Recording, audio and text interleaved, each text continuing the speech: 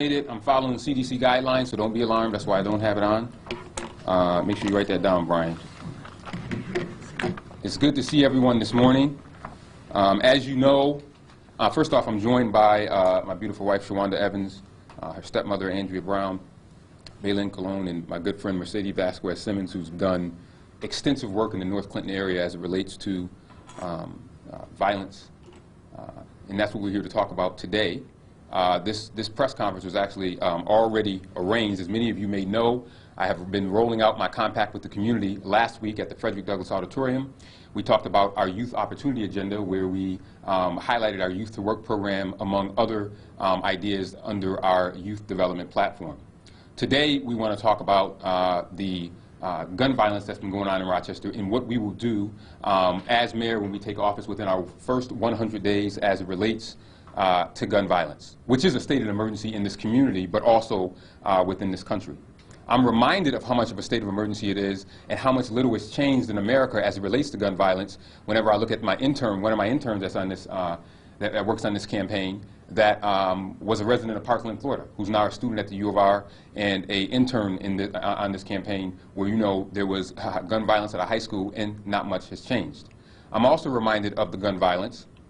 Many people that don't know that as a child, we had someone murdered right outside of our house, shot and killed. My father had to testify before the grand jury, and that was over 20 plus years ago. So not much has changed as it relates to gun violence that is going on in our community, and that must change. Since the last time I was before you talking about the youth opportunity agenda, 11 people have been shot since then. Last Friday, Saturday, 11 people were shot. I believe it was 7 on Friday and 4 on Saturday. I believe that 2 were like 11 and 13 years old.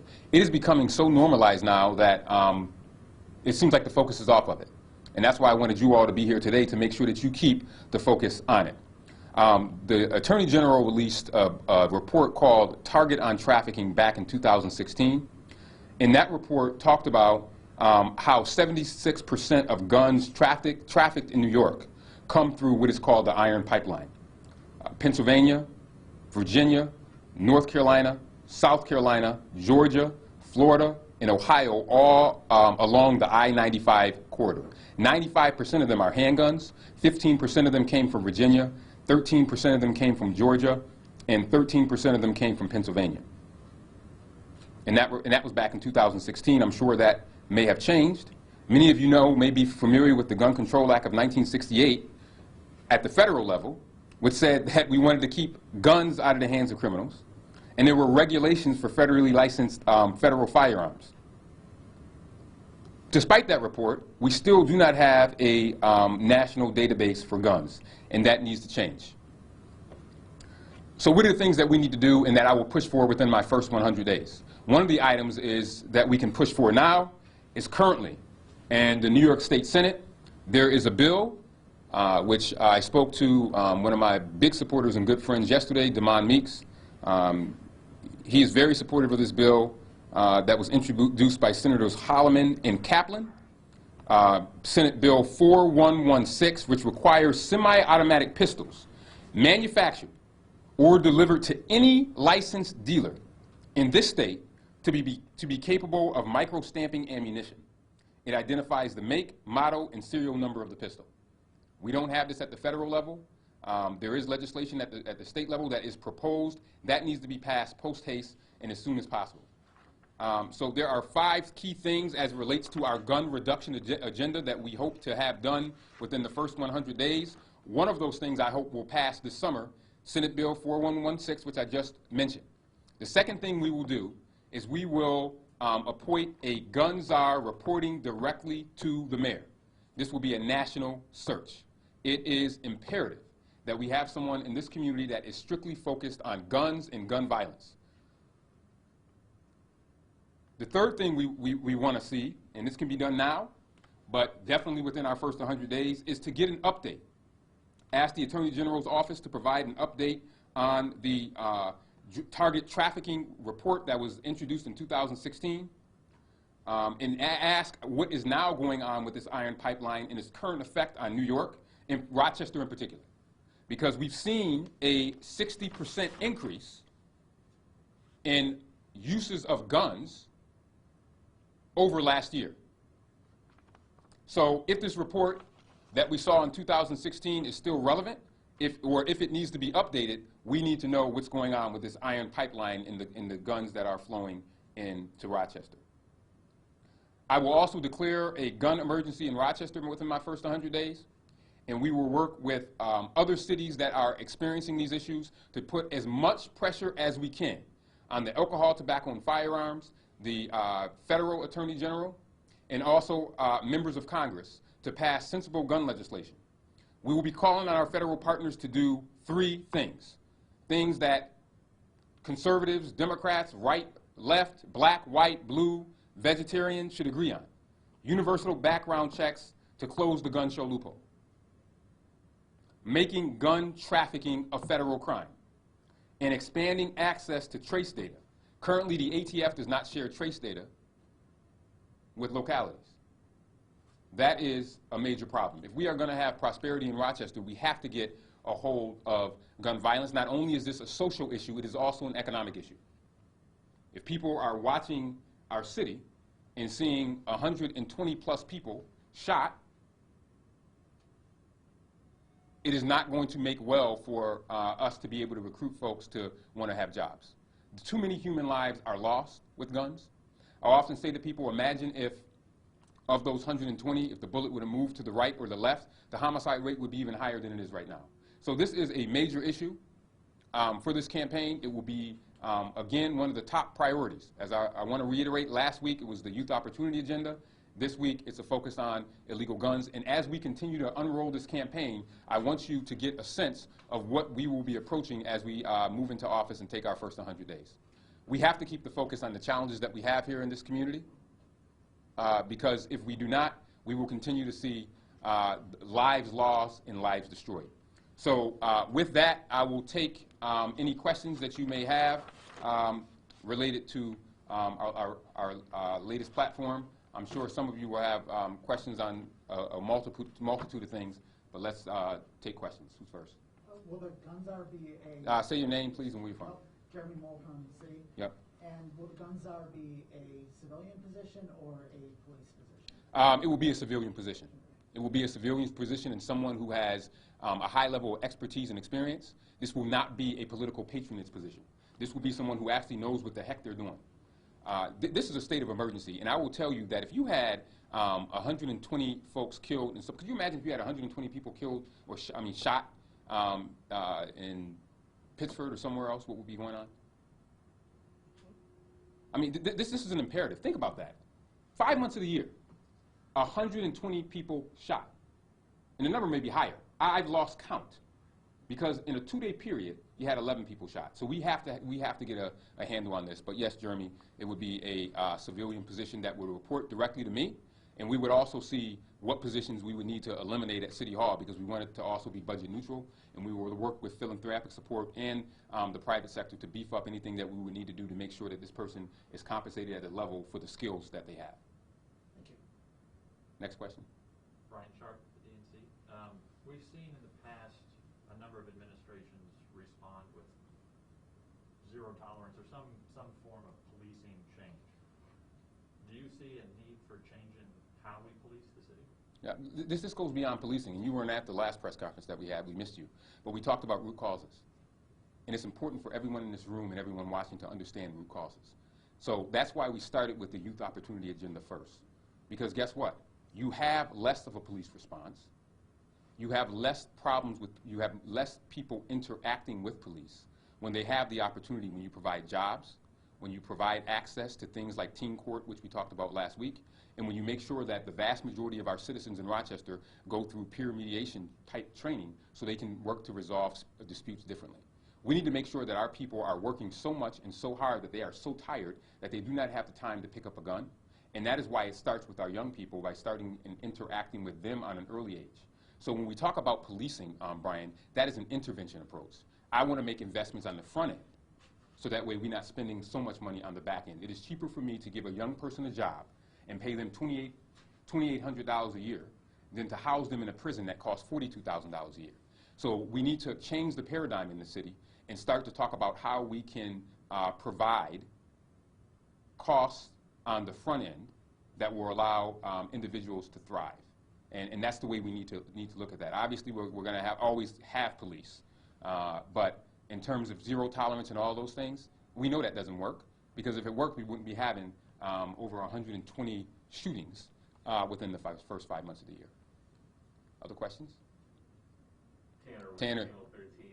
Good seeing you. I'm glad that you got shorts on today. So, I mean, things are getting lax in the media industry, Tanner. Go ahead. I guess what qualifications would this gun czar have to have, or is this based off anything else in other cities, or? Yeah, you know, I mean, yes, great question, Tanner. You know, and I can joke with Tanner because we're buddies.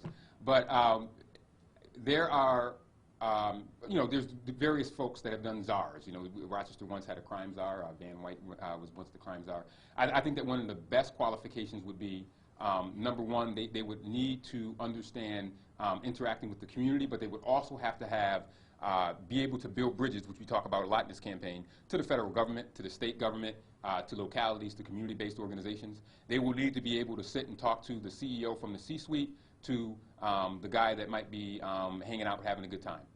And so it will be a tall order, but it will be one of the most important positions in Evans' administration, because we have to do something differently. We are losing too many lives. Because I want you to think about this. Even if you are not killed when you are shot, the trauma and the lifelong injury impacts that you have are absolutely also insurmountable. And then the victims of the people that are seeing this. You know, last week I wrote out stats, which some of you may remember, about the number of young people that have experienced gun violence, not by being victims themselves, but hearing gunshots or carrying a weapon. So this is a historic imperative right now, at this time, at this moment, and if we don't do something about it, it's only going to spiral out of control, and it requires leadership to keep the focus on what is going on right now. And right now, it's violence, and it's hot. It's hot today. When it gets hot, I shudder to think what I'm going to wake up to when I go to bed on Friday morning. When we went to bed on Friday night, I said, man, I hope we don't have a rough night. 7 shot last Friday. Saturday night, 4 shot. We got to do something. And we know that 76% of these guns are trafficked into New York through that iron pipeline. How do we close off that iron pipeline? The feds have to step up. Feds have to step up. And we need someone that can help coordinate that. And we got to change the way we're thinking in Rochester. We got to change. This is not a political issue. We have to get beyond politics and governing to ensure that our city becomes safe so we can thrive. Any other, yes? Yes, Wendy Ray, Good Spectrum. Oh, Wendy, good seeing you. Long time no see. I know. Yeah, It's yeah. nice to see you too. Good seeing you. I know you were laying low on commenting in regards to the mayor, but she did yesterday say that this was completely political, without question. She said it's political, and you are her only opponent politically right now. So, and you're talking about guns, and what's gone on with her was that there was a weapon, a loaded semi-automatic weapon, in her home. And I just want to know if you have any comment in regards to what she said and in regards to the incident. Well, I haven't heard all that she said, but I will say that, like I said just a second ago, guns and drugs are not a political issue, and they don't operate on a timetable. So we have to remember that there are over 120 plus folks that have been shot in this city, and over a dozen that have been killed in this city. So that is the focus that we need to be on. And this is the interesting thing. When does Rochester get to be put first? When do the citizens of Rochester get to be put first? We need to focus on the citizens of Rochester, and they need to be put first. The challenge is that it cannot always be about the politicians. And when it becomes about the politicians, then we have to wonder how effective we are going to be able to be as a city. I don't have time to spend time on not staying focused on what we're seeing here, because it is carnage happening before our eyes, and it is damaging the lives of our children.